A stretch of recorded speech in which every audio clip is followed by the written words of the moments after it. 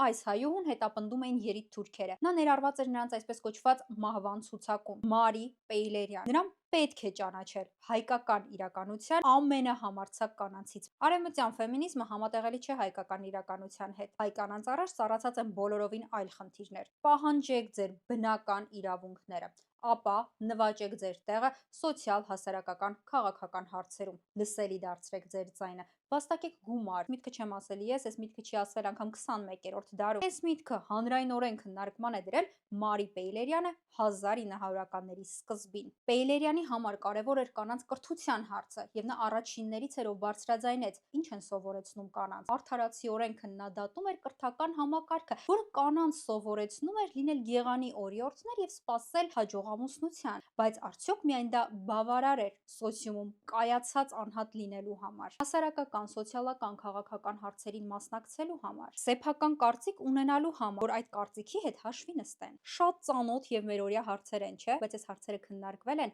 1900-ականների սկզբին Արտեմիս հանդեսում։ Արտեմիս հանդեսը հենց հեղինակել էր Մարի Պեյլերյանը, ով անավորում էր նաև Խրիմյան հայրիկը։ Աշխարհագրությունն էր շատ լայն, Նյու Յորք, Փարիզ, Մոսկվա, ֆանտաստիկ գործ էր կատարում։ Հայալեզու տարբերակով քննարկվում էին այնպիսի հարցեր, որոնք հիմա էլ են քննարկվում։ Նա քննադատում էր նաև այն համակարգը, որը աղջիկներին դաստիարակում էր, դարձնելով չմտածող կանայք, ովքեր կատարում են հսկայածավալ աշխատանք, չեն վճարվում եւ հաճախ փող չաշխատելու պատճառով նսեմացվում է կանանց դերը։ Այսպիսով նա բարձրաձայնում էր նաեւ կանանց գումար աշխատելու կարեւորության հարցը, որ կանայք կարողանան ունենալ ինքնուրույն ապրելու հմտություններ եւ այսպիսով կախման մեջ չեն լինի որևէ մեկից։ Պեյլերյանը շատ հետաքրքիր մոտեցում ուներ, նա ոչ թե ասում էր կանայք չպետք է լինեն գեղանի օրիորդներ կամ լավ տնտեսուհիներ, այլ նա ասում էր, որ կանայք պետք է ստանան բավարար գիտելիքներ, ունենան բավարար կրթություն, որպեսզի կարողանան իրենց կյանքը ապրել համաձայն իրենց որոշումների։ Կրթված հասարակություն ունենալու համար շատ կարևոր է ունենալ